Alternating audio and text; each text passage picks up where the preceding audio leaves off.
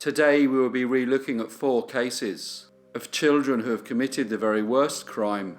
But before we start, I would just like to thank all the members of this channel whose names currently appear on screen. Thank you so much for your support, and if anyone would like to become a channel member, there are details in the description below. Now let's go to the first case, which is from 1830s England. In 1831, England stood on the precipice of a new era, marked by industrialisation, social reform, and the dawn of a Victorian age. But in this particular year, King William IV was on the English throne. The Industrial Revolution was in full swing, with innovations and technological advancements that were reshaping the landscape. Steam-powered machinery, coal mining, and the rise of the textile industry were driving the country's economic growth. But for many, these technical advancements seemed far removed from their daily lives. In the English villages, poverty was ever present and a deeply entrenched reality for many. The rural poor faced numerous challenges, including limited access to education, healthcare, and job opportunities. Many villagers relied on agriculture for their livelihoods, but the unpredictability of farming often meant that they struggled to make ends meet during lean times. The Enclosure Acts, which were a series of laws enacted in England that allowed for the privatisation of common lands. This resulted in increased agricultural efficiency, but also caused many problems for the poorer members in a community, as rural workers often lost access to these lands. Consequently, the impoverished were forced to work under challenging conditions, usually working for meagre wages in the fields of wealthier landowners. The living conditions in many villages were cramped and unsanitary, with overcrowded cottages lacking basic amenities. Assistance for the very poor was limited, and those who fell into poverty could face harsh penalties, including the workhouse, a feared institution of last resort for the destitute. Overall, life for the poor in English villages in 1830 was marked by hardship, limited opportunities, and a constant struggle for survival. And it was in one such village, in the English county of Kent, that on the 4th of March 1831, a bright and amiable 9-year-old boy named Richard Taylor embarked on a journey from his home in Strood to Aylesford, a distance of around 9 miles. The boy possessed an unusual level of intelligence for his age, and was on a mission to collect his father's weekly parish allowance, a sum of 9 shillings. A weekly parish allowance, also known as outdoor relief or poor relief, was a form of financial assistance provided by a parish or local government to individuals and families in need. This allowance was intended to help the destitute, elderly, or disabled individuals, as well as families facing financial hardship, so they could cover basic living expenses such as food, clothing, and shelter. The amount of the allowance could vary, depending on the local parish's resources and policies, but it was typically modest and designed to provide a subsistence level of support to those who could not support themselves. Richard Taylor's father received this allowance. Although he worked making candles, his family lived in very poor circumstances. Dressed in a southwester hat, a striped handkerchief stylishly wrapped around his neck, a blue jacket, brown trousers, and shoes with stockings, he was the picture of youthful innocence, although his attire unmistakably reflected his humble background. Prior to his departure, young Richard, with his eyes filled with anticipation, approached his father and asked if he may lend him a knife, as he wanted to make a bow and arrow on his return from Aylesford. It was a simple request from a 9-year-old boy who planned to turn his weekly errand into an adventure. His father obliged and gave his son a knife. Richard's journey to Aylesford unfolded as it often did, uneventful and familiar. Upon reaching his destination, he was met by Mr. Cutbirth, the parish's relieving officer, who handed him the precious 9 shillings, a sum that held immense significance for his family's modest livelihood. Richard's father had been diligent in imparting practical lessons to his son, not only about the importance of the weekly allowance, but also on how to safeguard it discreetly. Young Richard, the embodiment of both innocence and resourcefulness, had absorbed these teachings well, with a child's ingenuity and an eye for detail that defied his years. He had devised a foolproof method for ensuring the safety of the silver coins. Carefully, he tucked the money into a small bag, not much larger than the palm of his hand. This was no ordinary bag. It was safeguard against any potential misfortune that might befall his journey back home. The final touch in this arrangement was a mitten he wore, a simple garment, turned into the guardian of this precious cargo. He then concealed the bag within the mitten, which rendered it secure from prying eyes. This was a ritual that he followed diligently, week after week, as he knew that 9 shillings were very important to his family. Richard would usually return home at around 3 o'clock in the afternoon. It was a time eagerly anticipated by the family, especially Richard's father, who was always relieved to see that his son had returned safely home with the 9 shillings, a small sum, but very important to Mr. Taylor. Yet on this particular day, 3 o'clock came and went, and Richard had not returned. This was strange, as he was usually so dependable. As hours passed, his father was gripped by a growing sense of unease. It was more than mere concern. An unsettling fear had taken hold of him. By the following morning, that initial worry had grown into something more profound, a fear that clung to his father's every thought and would not release its grip. With every passing moment, his apprehension grew stronger, leaving him with no choice but to embark on a journey to Aylesford to try and find out what had happened to his son. When in Aylesford, Mr. Taylor spoke to Mr. Cutbirth, the parish's relieving officer, who confirmed that young Richard had indeed collected the money. Mr. Cutbirth added that the boy seemed to be in good spirits. Mr. Taylor retraced the path back to Strood, looking for signs of his son. As news of the missing boy spread, concerned villagers joined the search. But despite searching from dawn till dusk, they found no sign of Richard. The young boy had seemingly vanished. It was a confounding and harrowing mystery, and soon the story of Richard Taylor was being talked about not only in the surrounding villages, but in the nearby city of Rochester and the market town of Maidstone, both of which, like Strood, sat on the banks of the River Medway. But it was in Strood that the disappearance was felt the most.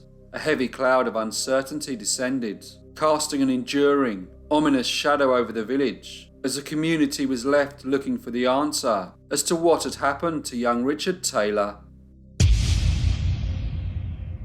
Weeks passed, and there had been no news of the boy. That was until the 11th of May, more than 2 months since Richard's disappearance, that the chilling truth of his fate was unearthed. A man named Mr. Izzard, who had been walking a winding path deep within a wooded area, stumbled upon a heartbreaking scene. The lifeless body of a boy lay in a ditch, discarded and forgotten. The child's mitten had been brutally cut from his left hand, his clothes dishevelled as if he had put up a fierce struggle. The state of decomposition made it impossible to ascertain the cause of death, but the bloodstains on the clothing told a horrifying tale. It was clear that he had met a gruesome end, falling victim to a vicious crime. Near the body lay a rusty white-horn hand knife, which had all the hallmarks of being the weapon used in this terrible act.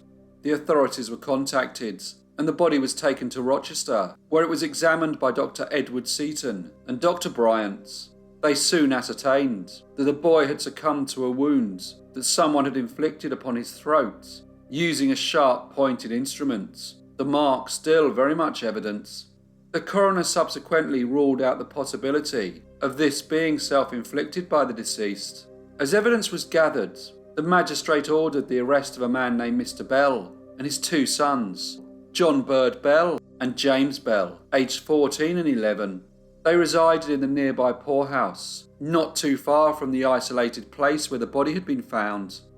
The knife found at the scene was identified as belonging to John Bird Bell and was a very significant piece of evidence that implicated him in the crime.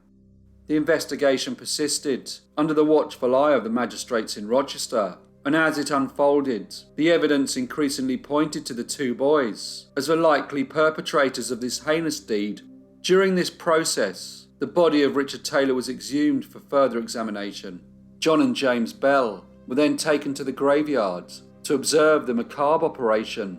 While John maintained a haunting silence, without hesitation, James cooperated with the investigators. With a mixture of dread and determination, he reached into the pockets of the deceased boy's clothing. His trembling fingers found a knife, but it was not just a gruesome relic of their malevolent deed. It was a knife that Richard's father had given him on the day that he disappeared. Although the knife had previously been discovered, it had been decided that it would be buried with Richard.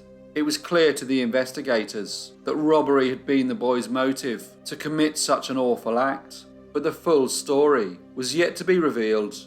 The younger of the brothers, James, could no longer bear the weight of the dark secrets. In a moment of confession, he disclosed the chilling truth that he and John had harboured murderous intentions towards their unsuspecting victim for some time. They had patiently watched and learned from Richard's frequent travels between Strood and Aylesford. Their wicked plot finally unfolded on the 4th of March, when John ambushed young Richard in the woods, while James stood as lookouts. Following the terrible act, John handed James a portion of the ill-gotten money, sealing their sinister pact. James Bell was released, while his brother John was arrested and charged with murder.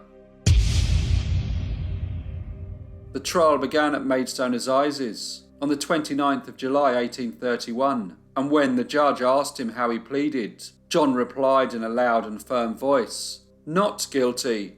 The deceased boy's father told the court how each week his son would go to Aylesford to collect the weekly parish allowance, a sum of either 8 or 9 shillings. Mr. Taylor said that usually his 7-year-old daughter would accompany the boy, but on this day his son went alone. Mr. Taylor was very emotional during his testimony, and at one stage was so overcome that he fainted.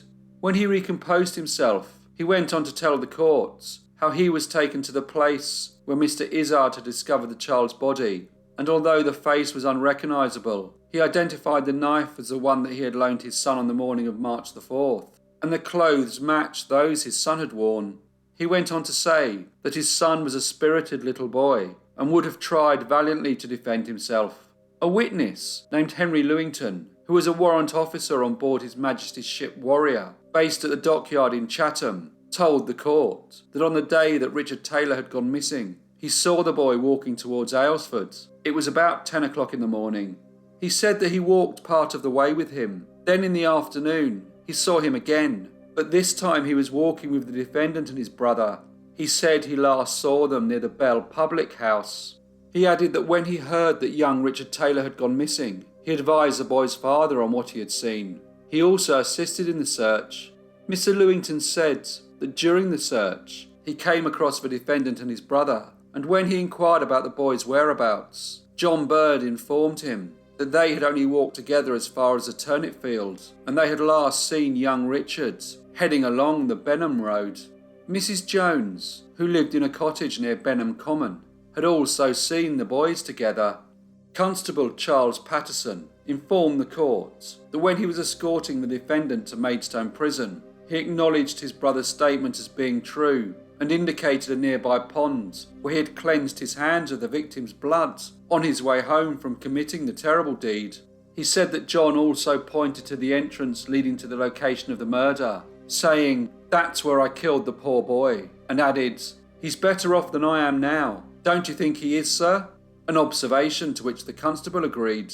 The constable said that subsequently, John Bell provided a more detailed account of the circumstances surrounding the murder. He explained that he had encountered the deceased on his way home and engaged in conversation with him. He persuaded the boy to enter the woods, and after leading him through numerous twists and turns, they both sat down. He claimed that he had lost his way, and the distressed boy, not knowing how to exit, began to cry. It was at that moment that he lunged at him, stabbing him in the throat. He faced some difficulty in locating the money, but eventually found it in the boy's left hand, from where he retrieved it. He mentioned that the sum consisted of 3 half-crowns, a shilling and a sixpence, with the 2 latter coins given to his brother. He further expressed a desire for his brother to witness his execution, believing it would serve as a warning to him, seemingly fully aware of the grave crime that he had committed, and that a hanging could possibly await him. John Railton, a line draper from Rochester, told the court that he remembered the defendant coming into his shop and asking for change for half a crown. He said that this was after the Taylor boy had gone missing. After the final witnesses gave evidence, Justice Gasserly turned to the jury and explained to them that deciding young John Bird Bell's fate would require their full attention and consideration. The jury, however, did not leave the jury box, and after only a few moments, returned with the verdict of guilty. However, they recommended mercy for the boy due to his extreme youth and the unorthodox and unnatural manner in which he had been raised. The judge, however, turned to the young defendant and sentenced him to death by hanging. He was then taken back to his cell at Maidstone Prison, where the boldness that he had displayed in court quickly disappeared, and he wept openly. His mother visited the following afternoon, and he blamed her for his predicament. Later that evening, after the chaplain had delivered the condemned sermon, John made a full confession. His account closely mirrored the trial testimony, but included harrowing details of the victim's actions just before the murder. He shared that as he approached young Richard Taylor with a knife in hand, the terrified boy, sensing his murderous intent, fell to his knees, offering all the money he had, his knife, his cap, and anything else he could provide.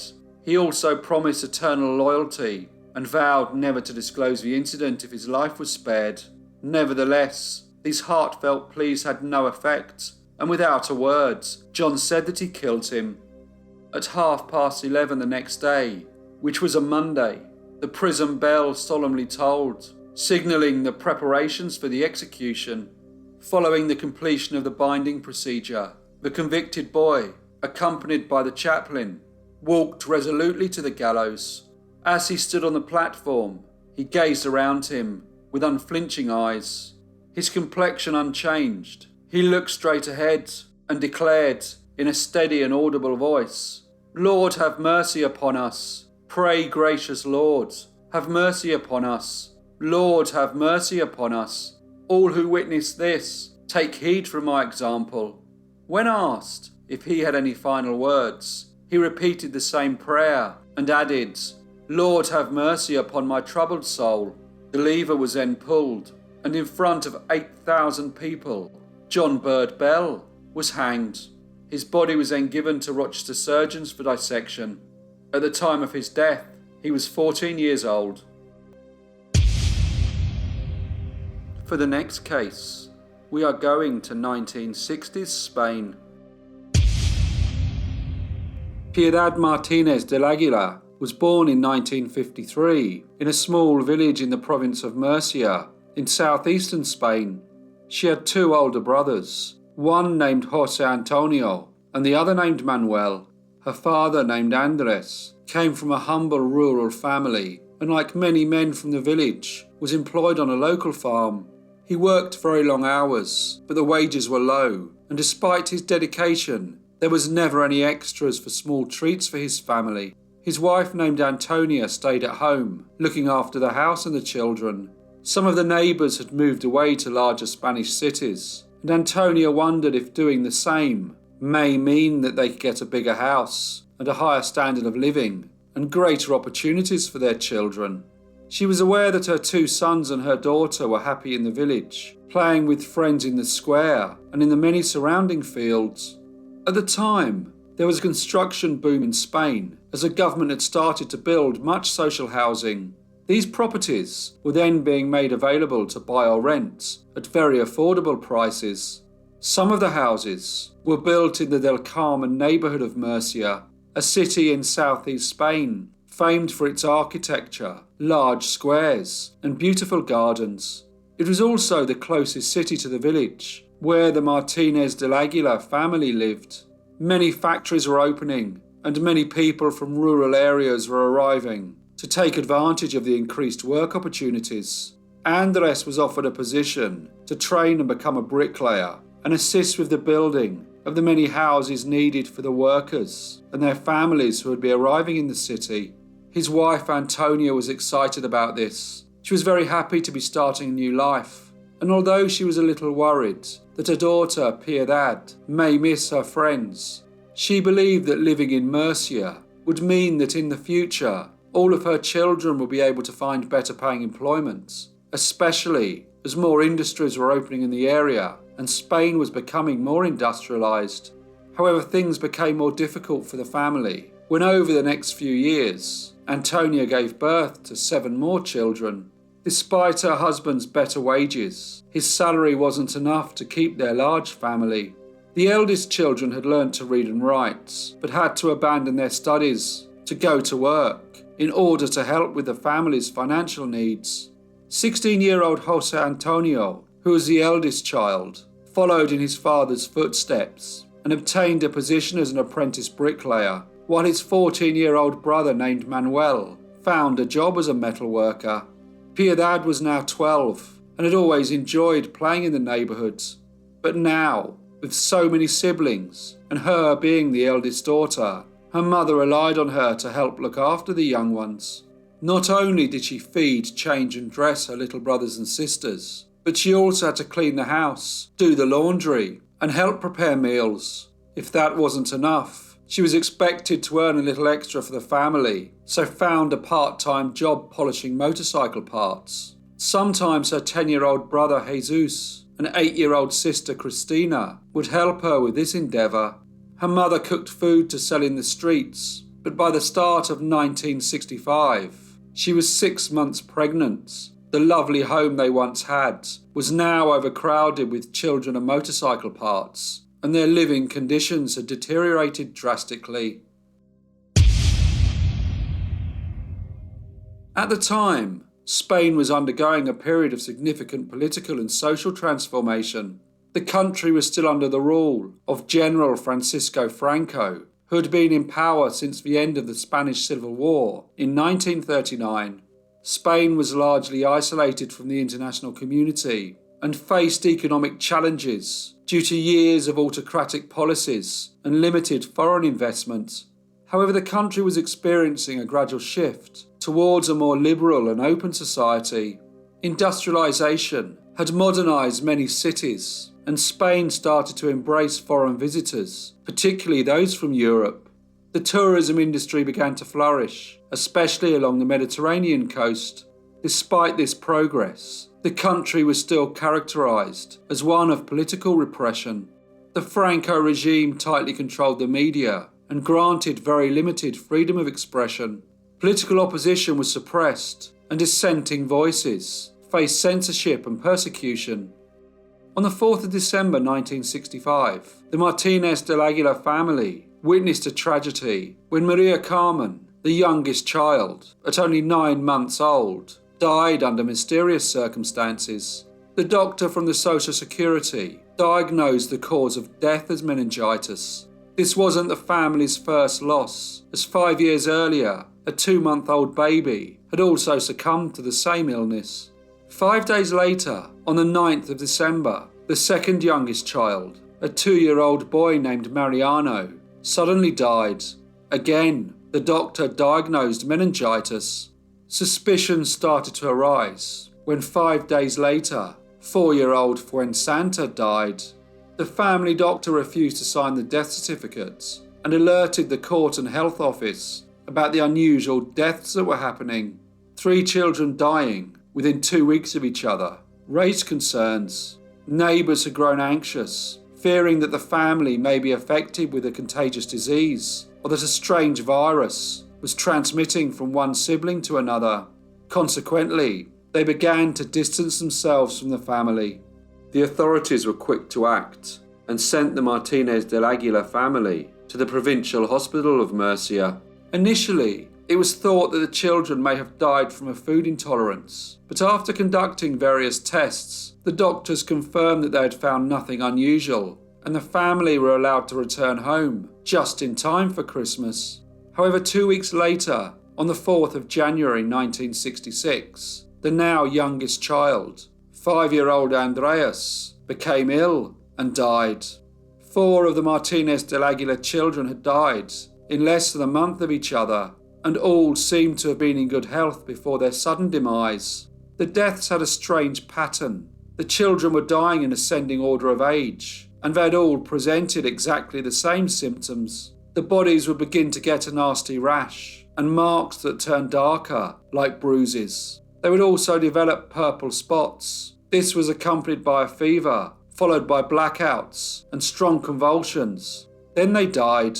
Still not knowing what was causing these strange and tragic deaths, Doctors in Murcia removed the internal organs of Andreas and Fuensanta and sent them to Madrid for analysis at the National Institute of Health. Here, no presence of any virus was detected, so the organs were passed on to the Institute of Toxicology. Subsequently, the bodies of the 4 children were exhumed. The toxicology report confirmed that without doubt, all the children had been poisoned. There were traces of DDT and potassium cyanide. At the University of Murcia, doctors conducted an experiment with 21 guinea pigs and some dogs. They wanted to determine how much of the poison was needed to kill someone because they were unsure if the victims had unknowingly ingested the poison in some way or if it had been given to them on purpose. Following their experiments, they concluded that the children had been deliberately poisoned. They then sent their findings to the Criminal Investigation Brigade. The first suspects, logically, were the parents. Andreas Martinez del Aguilar and his wife Antonia were arrested. Antonia was in the advanced stages of pregnancy, and due to this, she was held in the maternity ward of the San Juan de Dios Provincial Hospital, while her husband underwent a mental health evaluation at the El Palma Psychiatric Centre. The news of the death of the children soon spread throughout Spain, catching the interest of a weekly publication named El Caso. This magazine, that was known for its coverage of strange occurrences and mysteries, sent a journalist to interview the Martinez del Aguilar children. All of the children had been given a bed in the hospital so they could be looked after by their mother and observed by the police and the medical staff. The local priest was also a regular visitor. The youngest was a 6-year-old boy named Manolo, who expressed to the journalist a haunting belief that he would be next to die, given the pattern of events, that the deaths were happening in ascending order. In an attempt to console the little boy, the journalist assured him that this would not happen. The reporter observed that Piedad did not really engage with him. She exhibited an eerie sense of calm, seemingly waiting without fear for her turn to be mourned. The journalists informed the police, and they wondered if she may have been responsible for killing her siblings. She had been in charge of taking care of the little ones when her parents were out of the house working. An inspector devised a plan to see if this may be the case. He invited her to a bar and, engaging in playful banter, he pretended to throw a ball of chloride into her glass of milk. She was initially amused, but Piedad quickly grew angry and prevented him from continuing. The inspector persistently urged her to drink, but she adamantly refused. At that moment, he confronted her, saying that she understood the potential harm such actions could cause, reminiscent of what she had done to her brothers and sisters. Under pressure, Piedad confessed. She admitted to killing all 4 siblings, but insisted that the first 3 were at her mother's behest, while the last one was her own impulsive act.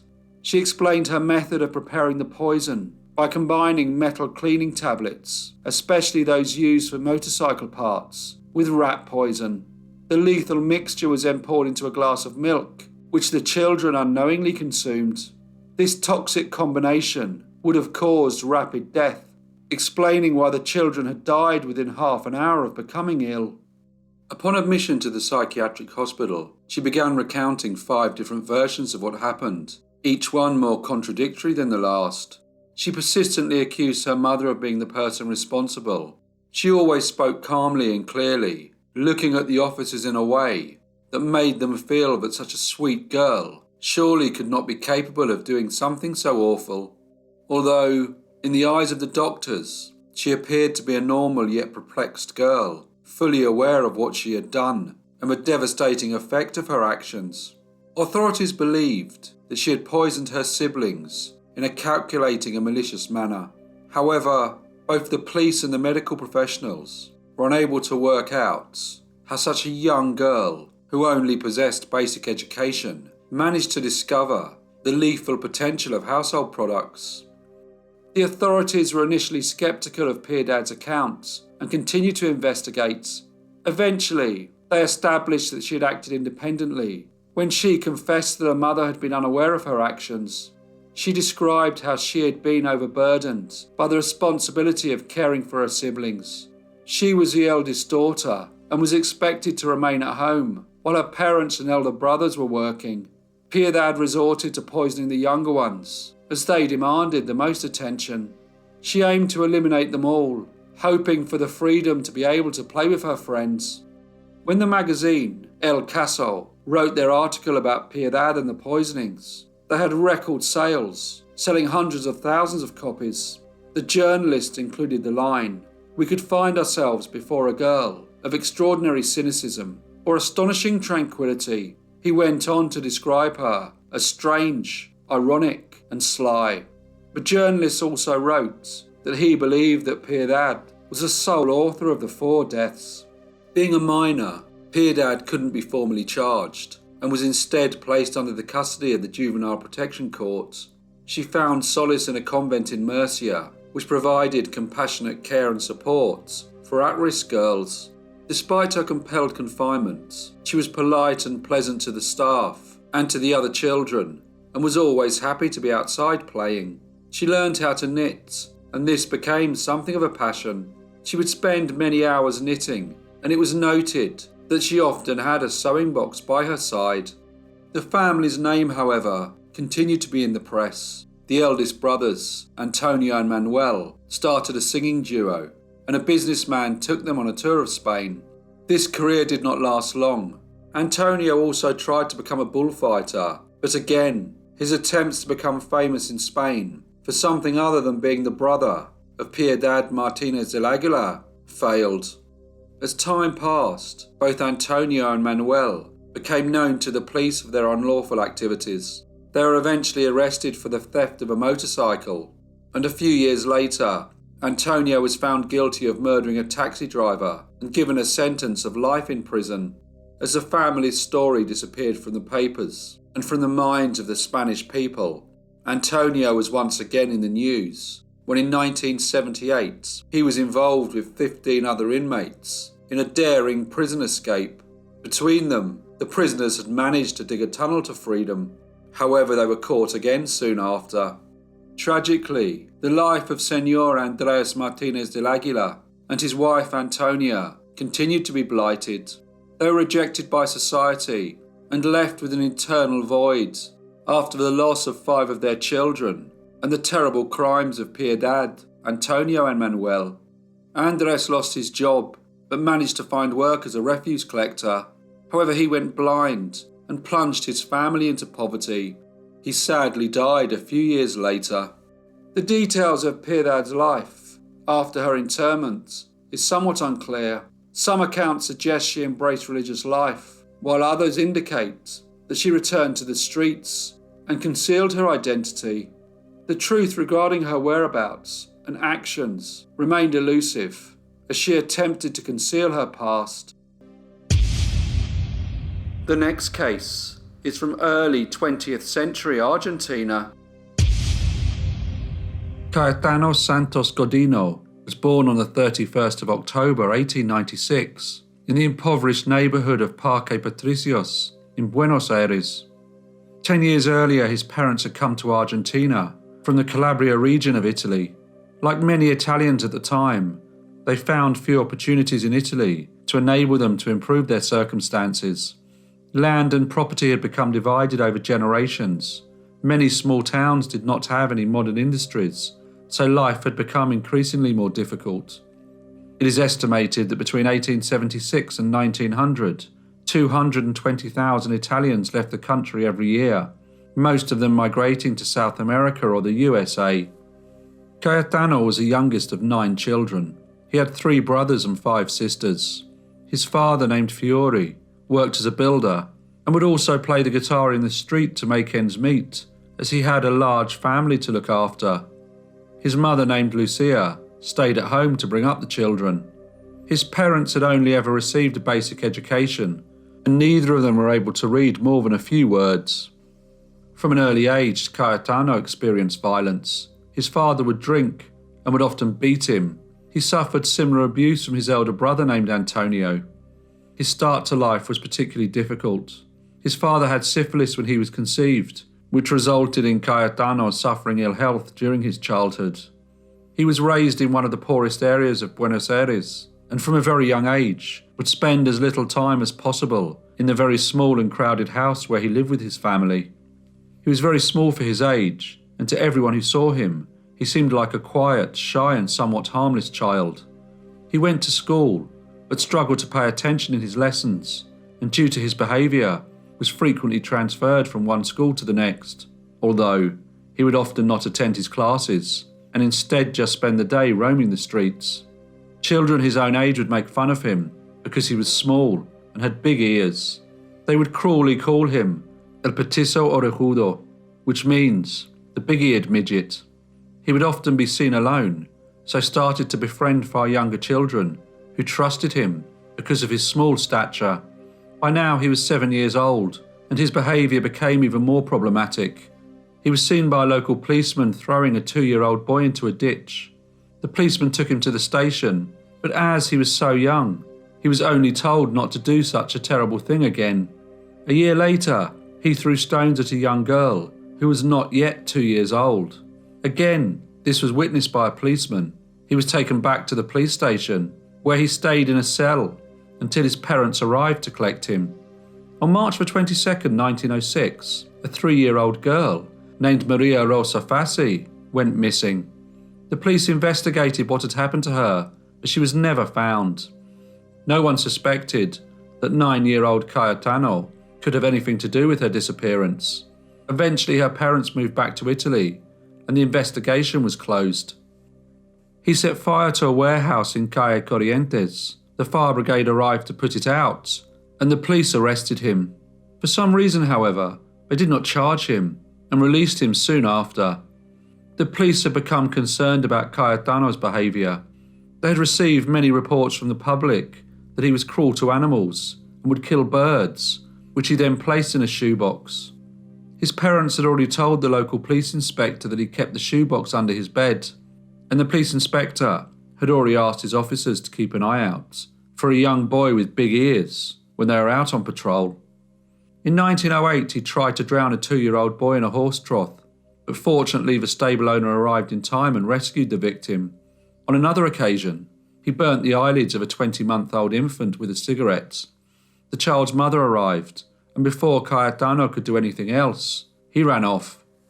By now, Cayetano's parents were so concerned about his constant bad behaviour, they persuaded the authorities to put him in a young offenders institution. By 1911, when he was 14 years old, he was released. He had learnt to read and write, and his family were hopeful that he would now move forward with his life. He managed to find employment in a factory that made wire, but he was soon dismissed. He then drifted from factory to factory, never lasting anywhere for very long. He was found to be an unreliable worker and a poor timekeeper. By 1912, Cayetano again found himself spending his days walking around the streets of Buenos Aires. On the 26th of January, the body of a child was found in a house in Calle Pavón. The body was later identified to be that of a young boy named Arturo Laura. The police investigated, but under-resourced and without any leads, they were unable to apprehend the person responsible for the crime. 6 weeks later, on the 7th of March, a 5-year-old girl named Raina Vanikov was looking in a shop window. She was out with her grandfather. Suddenly she started screaming. People turned and saw that the little girl's dress was on fire. A local policeman frantically tried to put out the flames. Eventually, with the help of passers-by, he managed to do it. A crowd of onlookers had gathered to see what was happening, most just watching, probably horrified at what they were seeing. Amongst them was a rather odd-looking teenager with large ears. Raina was taken to hospital, where she died days later. More fires broke out in the city, but the police were unable to discover who had started them. Then, on the 24th of September, a horse was attacked with a knife. On the 8th of November 1912, Cayetano was found with a 2-year-old boy named Roberto Russo near a ditch. The little boy had a rope tied around him. Cayetano was taken to the police station and questioned, but he claimed he was rescuing the child as he had fallen. There was very little evidence to charge him, so he was released. Despite being arrested and released, Cayetano Santos Godino continued to commit his crimes. On the 16th of November, he was seen by a police officer hitting a young girl named Carmen Giattoni. But before the police officer could reprimand him, Cayetano ran off. 4 days later, he attempted to abduct a 2-year-old named Carolina Neolena. Luckily, she started to scream, and her cries were heard by concerned neighbours. All of these incidents happened in the most impoverished places in the city, areas known for poor housing, overcrowding, and high levels of crime. Cayetano knew this area of the city well. He knew the streets and the deserted buildings. After all, he had been roaming the same parts of Buenos Aires for as long as he could remember. The police, however, were suspicious of him. To them it seemed odd that he was always around when children were in distress or needed to be saved. On the 3rd of December, Senor Antonio Giordano looked out of his window as he could no longer hear his son Gesualdo, who had been playing outside. At the time, it was common for very young children to play in the streets. When Senor Giordano went to the front of his house, there was no sign of the young boy. He looked nearby, but could not see him. Now very worried, he walked around the neighbourhood, but still no sign of Gesualdo. Eventually he went to the police station and reported that his son was missing. The police, however, were unconcerned and just said that the child was very young, so could not have gone far. Senor Giordano continued his search. A local shop assistant told him that she had seen his son with a strange-looking teenager who had big ears and had bought him some sweets. Other people had also seen Gesualdo and described how he was walking with a big-eared teenager. Cayetano took the child to an abandoned rundown area named Quinta Moreno. There was nothing there except rusty sheds left behind when the brick factory closed down. There were holes in walls. It was a type of place bored teenagers would come to. Rubbish was scattered about, and by now, Gesualdo was starting to cry. As he did, Cayetano would feed him sweets and try to pacify him, but the small child was very anxious, and his crying continued. Cayetano tied the little boy's arms and legs with rope and knocked him to the floor. Although this area was abandoned, people would walk through it to go from one neighbourhood to the next, so someone was bound to hear a young boy in distress. But before anyone went by, the crying stopped. Many people were now looking for little Gesualdo, and as Cayetano left, he was approached by Senor Giordano, who inquired if he had seen his son. Cayetano replied that he had not, and advised the gentleman to go to the police station. Cayetano then wandered off. Senor Giordano found himself in the rundown area of Quinta Moreno. He looked around, thinking that this was the type of place that children would hide. Suddenly, he noticed something that looked strangely out of place leaning against a wall. As he approached, he could see the object was covering a hole. He moved it and peered in.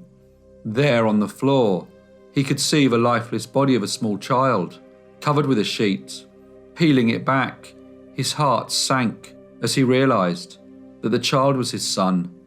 He had been killed by strangulation and a nail in his forehead. The police came and inspected the scene. There were no real clues, just the body surrounded by discarded cans and paper left by teenagers. The body of Gesualdo was taken back to his parents' house and prepared so mourners could come and pay their respects. People would ask each other what kind of monster could do this to a poor innocent child. One of the mourners was Cayetano. He stayed silent for a few moments before walking up to the body and touching the head. He then retreated back into the crowd of onlookers and left. The death of 3-year-old Gesualdo Giordano was reported widely in the press. They knew that stories such as this generated much interest from the Buenos Aires public, and by the time the evening papers came out, it seemed that everyone in the city had heard about it. Witnesses came forward who told the police that they had seen a child walking and eating sweets in the company of a small teenager with big ears. The following day, Wednesday, December the 4th, 1912, the police went to the home of Cayetano and arrested him. They found pieces of rope in his pocket, which matched the rope found on the body of little Gesualdo. Cayetano, however, was not about to deny that he had committed the murder. He did not only tell the police the whole grisly tale of the events that happened the previous day, he also told them about previous crimes he had committed, including the murder of Maria Rosa Fassi in March 1906. Unfortunately, this site had been developed and the police were unable to investigate his claims. Cayetano was taken to an asylum and examined by doctors and psychiatrists. They eventually declared him to be insane. Here his violent behaviour continued when he attacked a fellow patient. Pressure mounted in the press for Cayetano to stand trial, and in 1915 he was sentenced to life in prison. At first, he was sent to Las Heras prison. Then he was transferred to the Ushuaia prison, which was 3,000 kilometres from Buenos Aires, and at the time was the most southerly prison in the world. In general, he was a good inmate. He was given work duties which he undertook without fuss. He twice applied for parole, but each time it was denied by the Argentine authorities. Cayetano became institutionalised into the prison system, and possibly because they were ashamed of his notoriety, his family returned to Italy and broke off all contact with him. Cayetano died on the 15th of November 1944. The official cause of death was an internal bleeding due to a gastric ulcer, but years later, one of the guards told how he had died from his injuries when he was attacked by fellow inmates after he had killed the prison cat. The prison was closed down in 1947 and is now a museum. There are wax figures of some of the famous inmates, and of course, one of them is Cayetano Santos Godino. The fourth case is from late 19th century England. Robert Coombes was born in London in 1882. His father was also called Robert and was away from home for long periods as he worked as a steward on a transatlantic liner, which meant that young Robert and his brother Nathaniel, who was born in 1883, were mainly brought up by their mother Emily. The family were known to be happy, and Emily was very proud of her two children. She was described as a very pleasant and helpful lady who always made sure that her boys went to school looking smart and that her house was always clean and tidy. In the 1890s, the family moved to 35 Cave Road in Plaistow, which is in the East End of London. The two boys had always been relatively obedient, but now as they grew older, and as Robert had become a teenager, it was more difficult for their mother Emily to discipline them, especially as their father was so often away from home at sea. Robert was a very imaginative child, and he was musically talented. Many of his teachers told his parents that he seemed mature for his young age, but they were also concerned with his fascination for comic-type literature, known in Victorian Britain as penny dreadfuls. These were publications that contained many fictional-based stories about heroes, villains, and the supernatural, and Robert seemed to be reading them at every opportunity.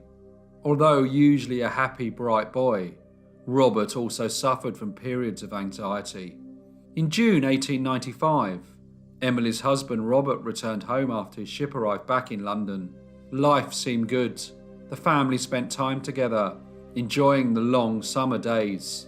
But inevitably, he had to go back to work.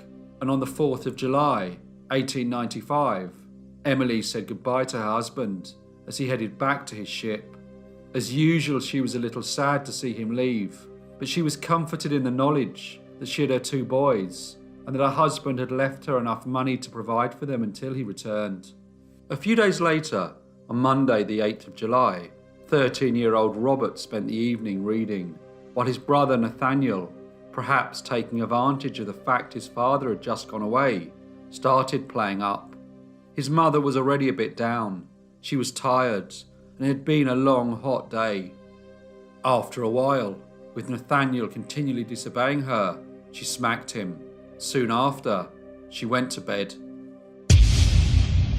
The next day, Robert and Nathaniel got up early, and after taking money from their mother's purse, went to the Lord's cricket ground to see a cricket match featuring the very famous player W.G. Grace. They returned the next day to see the resumption of the game. The boys continued to enjoy the hot summer days, playing outside with their friends and spending the money that their father had left their mother. Everything seemed pretty normal. When they started to run out of money, Robert decided to pawn some of his parents' personal items. However, he was too young to be able to do this, so he asked a 39-year-old sailor named James Fox to do it for him. Mr. Fox duly obliged. Around the 13th of July, neighbours started to notice that they had not seen Mrs. Emily Coombes for about a week, and asked for two boys if everything was all right. They explained that their mother had gone to Liverpool as a rich aunt had died and she was to inherit part of her estate. One neighbour, however, named Mrs. Burridge, thought it very strange that the boy's mother would just go away without telling anyone, so contacted their auntie. She was a very nice lady who was married to the brother of the boy's father and, strangely, was also named Emily, but to avoid confusion was known as Mrs. Emily Harrison Coombes. After receiving the message from Mrs. Burridge, Mrs. Harrison Coombes became very concerned. She had gone to the house in Cave Road on 2 previous occasions, but no one had answered the door. So on the 15th of July, at around 6 p.m, she returned to the house with Mrs. Burridge. This time the door was answered by a man. He only opened it slightly, and when she asked if she could see Mrs. Coombes, the man replied that she had gone to Liverpool and shut the door. Neither Mrs. Emily Harrison Coombes or Mrs. Burridge knew who this strange man was, but luckily, as the two ladies turned to leave, they noticed Robert and Nathaniel walking towards the house. Mrs. Harrison Coombes instantly asked them where their mother was, and calmly, without expression, Robert explained that his mother's rich aunt had died and she had gone to Liverpool to sort out the estate. Robert and his brother then turned around and ran off to play in the recreation ground. Mrs. Emily Harrison Coombes, however, was puzzled. She thought it strange that her sister-in-law would just go to Liverpool without telling anyone and leave the boys with a somewhat strange gentleman. So 2 days later, on Wednesday the 17th of July, 1895, at 9 o'clock in the morning, she returned to the house at 35 Cave Road. She knocked on the door, but again there was no answer. This time, she was determined to get in. She would not be dismissed by a stranger or a teenage boy. She returned again at 1:20, and this time the door was answered by one of her nephews. Before they had the opportunity to say anything, she barged the door open and marched into the corridor. She looked around and immediately noticed that the property was untidy and had a horrible smell, which was strange, as her sister-in-law always kept a very tidy house. She made her way to the back parlour, where she saw Robert and the man who had previously answered the door playing cards. They seemed alarmed to see her, and in a stern voice, she asked Robert where his mother was. This time her nephew didn't seem so calm, and he muttered that she had gone to see a neighbour named Mrs. Cooper, and then offered to take his aunt round to see her. Mrs. Emily Harrison Coombes, however, did not believe what he was saying, and demanded to enter his mother's bedroom. Robert said she could not, as it was locked, and he did not have a key. She was becoming more worried, and very much more impatient. By this time, the younger of the two boys, Nathaniel, had gone into the garden through a window, seemingly in a very anxious state. Now that she had managed to enter the property, she was not going to leave until she had been in every room. She sent word to the landlady for the spare key to Emily's bedroom, and when it arrived, she went upstairs. She unlocked the door and nervously opened it. She was overcome by the most horrible smell, and as she peered into the room, she was confronted with the grisly sight of her sister-in-law's dead body lying on the bed. It was in a terrible state of decomposition and was infested with maggots. She could barely believe what she was witnessing, but despite her state of shock and horror, Mrs. Harrison Coombes managed to send for the police. Before the police arrived, Robert, who by now was feeling quite distressed, told his aunt what had happened on the awful night of the 8th of July, 1895. He said that his brother had been playing up and his mother had beaten him. Nathaniel was very upset and said he wanted to kill her but could not do it himself, so asked Robert to do it. Robert said that that night he slept in his mother's bed, and at about 3:45 in the morning, he got up and stabbed her. Mrs. Harrison Coombes asked if Emily was awake when he did it, and he replied, yes, she was, with her hand over her face. When Police Constable Robert Thwart arrived, he inspected the scene and immediately noticed a dagger-type knife on the foot of the bed and a truncheon-type object lying between the bed and the window. He was soon accompanied by the police doctor, named Dr. Kennedy, who, despite the terrible state of the body, concluded that the cause of death was a knife wound to the heart. 13-year-old Robert Coombes, his 12-year-old brother Nathaniel, and 39-year-old James Fox were cautioned by the police and taken to the station for questioning. As news of the crime began to spread, journalists arrived outside 35 Cave Road. They interviewed friends and neighbours and discovered that everyone considered the Coombes to be a nice and friendly family.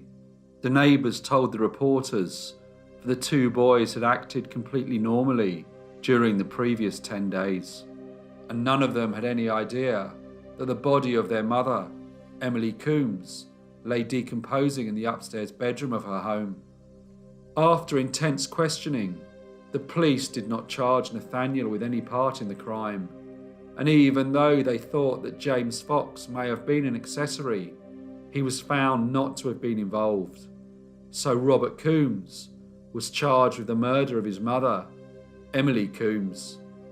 The sensational trial started at the Old Bailey in London on the 9th of September, 1895. Despite his tender age, the prosecution were determined that the accused, if found guilty, should hang for his crime. The defence strategy was simple. They would have to prove that the accused was insane when he committed the murder. His father testified that his late wife was an excitable woman who laughed and cried at the same time. He confirmed that the birth of their first child had caused her much distress. He also told the court that his son had started to complain of headaches when he was 4 years old, and this was confirmed by the doctor. Mr. Coombes, however, when answering a question from the prosecution, said that there was no history of mental illness on his side of the family. The fact that Robert was so obsessed with reading penny dreadfuls was raised in the court and seized upon by the press. A new discussion emerged as to whether these cheap serial literature productions, which contained crime and violence, could have influenced such an impressionable mind. More witnesses were called: relatives, friends, neighbours, and the prison medical officer who had observed Robert's behaviour and mental state during the time between his arrest and trial. The medical officer was named George Edward Walker and had been observing Robert since the 18th of July 1895. He told the court that he had noticed a change in the defendant's behaviour around the 5th of August when he started complaining of pains in his head. When Dr. Walker examined Robert's head, he noticed a very faint scar just in front of his left ear, which in his opinion may have been caused by instruments used at the time of his birth, and if they compressed the brain, they may have caused some mental instability. Nathaniel was also called to the witness stand to describe what had happened at 35 Cave Road on the 8th of July, 1895. He gave a grave and harrowing account of the events. When all the witnesses had given their evidence, the jury retired to consider their verdict. After an hour they returned, and the foreman of the jury stood up. And when the judge asked whether they found the defendant guilty or not guilty, he replied, "Guilty," with a recommendation for mercy on the grounds of his young age and because the jury did not think that he understood the serious nature of his act. The judge, Mr. Justice Kennedy, instructed the jury to find distinctly whether the defendant was or was not insane and asked them again to retire and consider their verdict. When they returned, the foreman again stood up, and when asked if they found the defendant guilty or not guilty, he replied, "Guilty," but added that the jury considered the defendant to have been insane when he committed the act.